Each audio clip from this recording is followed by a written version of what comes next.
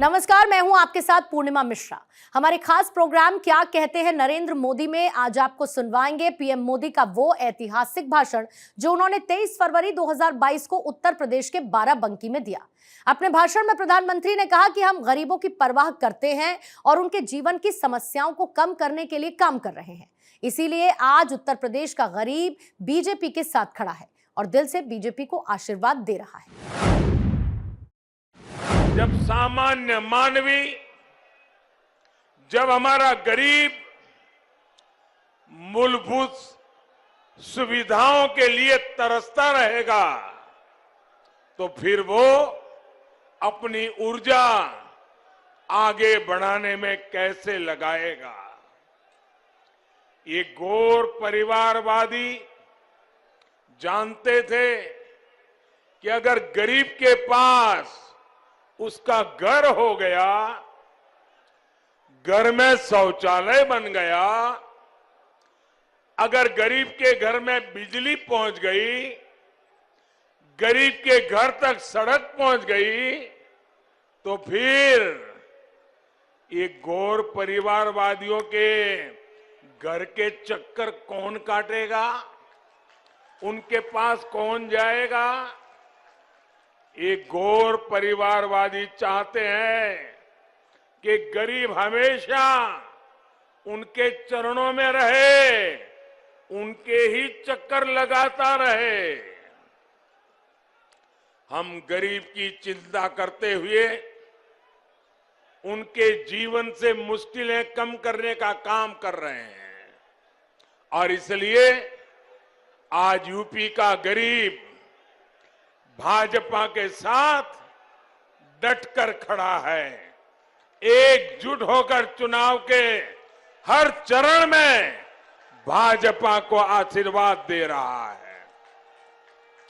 इसलिए ये लोग बौखलाए हुए हैं, यूपी के लोगों को भ्रमित करने की कोशिश कर रहे हैं, लेकिन इन्हें पता नहीं है कि बीजेपी की जीत का झंडा आज यूपी के गरीब ने खुद इस झंडे को उठा लिया है।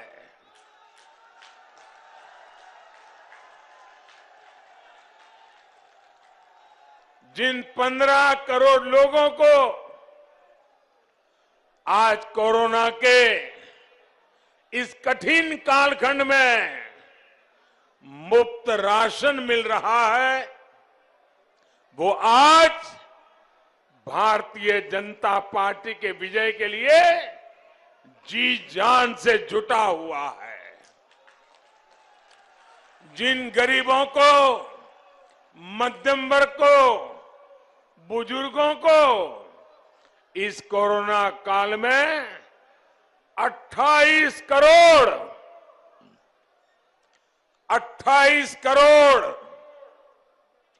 मुफ्त टीके लगे हैं, वो भाजपा के प्रतिनिधि बनकर उसकी जीत सुनिश्चित कर रहे हैं। भाइयों बहनों, आपको टीका लगा है क्या? जरा दोनों हाथ ऊपर करके बताइए, टीका लगा है? आप सबको टीका लगा है? आपको कोई पैसा देना पड़ा क्या?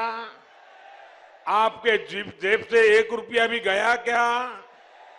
अब मुझे बताइए, 28 करोड़ लोगों के जिंदगी में इतना बड़ा सुरक्षा कवच दिया, तो वो मोदी को आशीर्वाद देगा कि नहीं देगा?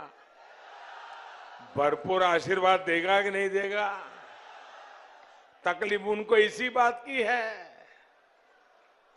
यही कोरोना वैक्सीन है जिनके कारण आज हमारे युवा स्कूल कॉलेज जा पा रहे हैं, व्यापार कारोबार चल पड़ा है और इसलिए यूपी कह रहा है, आएगी तो भाजपा ही, आएगी तो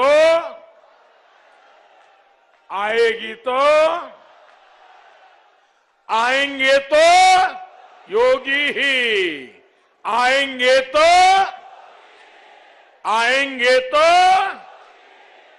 भाइयों और बहनों, यूपी का सामर्थ्य बढ़ाने में यहां की 10 करोड़ से अधिक हमारी बहनों बेटियों की बहुत बड़ी भूमिका है।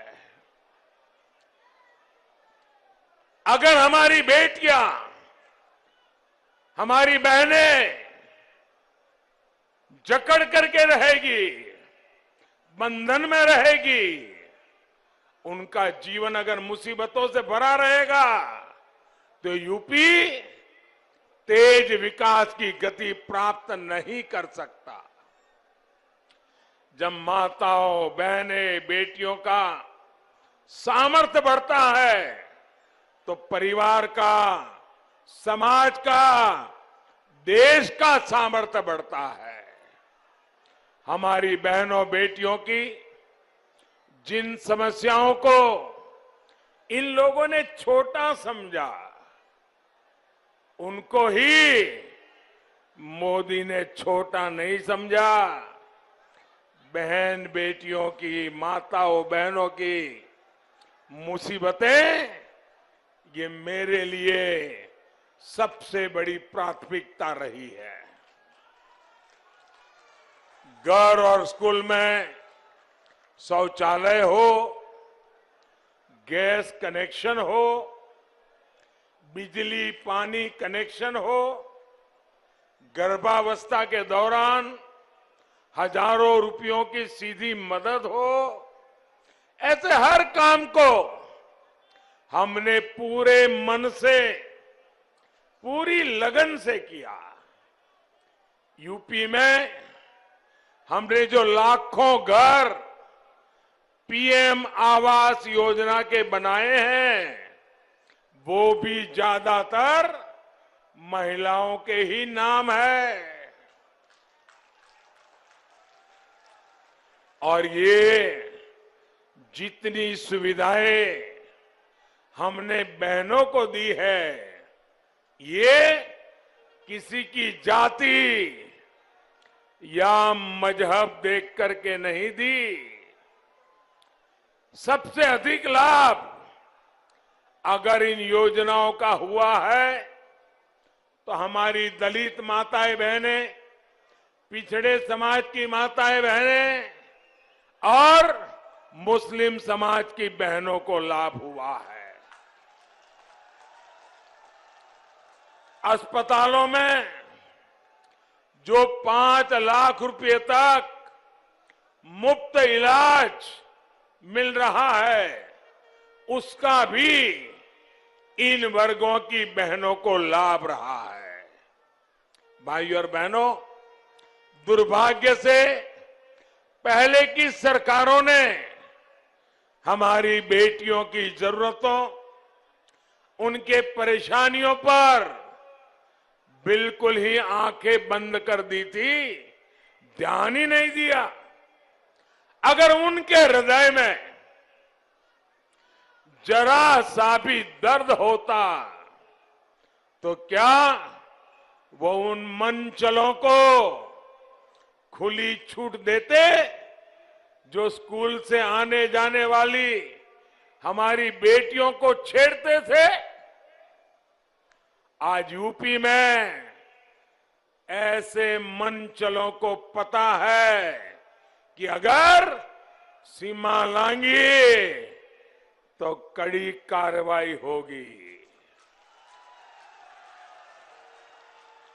साथियों, 3 तलाक जैसी कुप्रथाओं ने कैसे मुस्लिम बेटियों को, पूरे परिवार को असुरक्षित कर दिया था, ये सब जानते हैं। और जो दावा करते हैं कि वो तो परिवार वाले हैं, उसमें बुरा क्या है, हम परिवार वाले हैं, इसलिए परिवार का दुख जानते हैं। मैं जरा गौर परिवारवादियों से पूछता हूं, आप अगर परिवार के इतने गुणगान गाते हो तो आपको ये मेरी मुस्लिम बेटियों के दर्द की चिंता क्यों नहीं हुई? मेरी मुस्लिम बेटियों बहनों को छोटे छोटे बच्चे लेकर के पिता के घर लौटना पड़ता था, तब तुम्हें परिवार का दर्द क्यों समझ नहीं आया? हम परिवार वाले नहीं हैं, लेकिन हर परिवार के दर्द को पहचानते हैं, क्योंकि पूरा हिंदुस्तान हमारा परिवार है, पूरा उत्तर प्रदेश मेरा परिवार है, आप सब मेरे परिवार के हैं। आपने वोट बैंक की वजह से इन लोगों ने मुस्लिम बेटियों के जीवन की पहाड़ जैसी दिक्कतों को देखने की भी फुर्सत नहीं थी, नजरअंदाज कर दिया। ये हमारी ही सरकार है जिसने इन मुस्लिम बहनों को 3 तलाक के दुष्चक्र से मुक्त किया है। और साथियों, आप ये भी समझिए, कुछ लोग बहुत बड़ी गलती करते हैं। ये सिर्फ बेटियों को सुरक्षा देता है ऐसा नहीं है, ये उन मुस्लिम बेटियों के पिता को भी सुरक्षा देता है, ये मुस्लिम बेटियों के भाई को भी सुरक्षा देता है, ये मुस्लिम बेटियों की माता को भी सुरक्षा देता है। क्योंकि बड़े अरमानों के साथ बेटी की शादी करा करके ससुराल भेजते हैं मां बाप, जीवन में कितना बड़ा आनंद और संतोष होता है।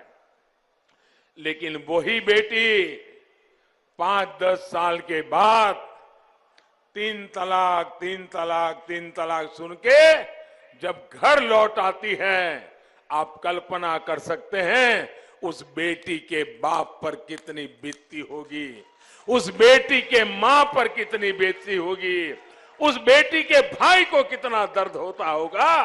तुम परिवार वाले हो, अरे तुम्हें तो इस दर्द का पता चलना चाहिए था, तुम्हें नहीं चला, क्योंकि तुम्हें सिर्फ बैलेट बॉक्स ही दिखता है, तुम्हें किसी की जिंदगी नहीं दिखती है। हमारी बेटियों की सुरक्षा और सम्मान बढ़े, ये डबल इंजन की सरकार की हमेशा प्राथमिकता रही है। इसलिए 2014 में जब आपने हमें अवसर दिया तो हमने इसके लिए ईमानदारी से काम किया। भाजपा सरकार ने तय किया कि सभी राज्यों में महिलाओं की सुनवाई के लिए 1 स्टॉप सेंटर, थानों में महिला हेल्प डेस्क और विशेष फास्ट ट्रैक कोर्ट्स बने। आपको हैरानी होगी, 6-7 साल पहले हमारे देश में महिला पुलिस कर्मियों की संख्या सिर्फ 1,10,000 थी। मैं पूरे देश की बात बताता हूं। अब महिला पुलिस कर्मियों की संख्या सिर्फ 5-7 साल में 2.25 लाख के भी ऊपर पहुंच चुकी है। भाइयों बहनों,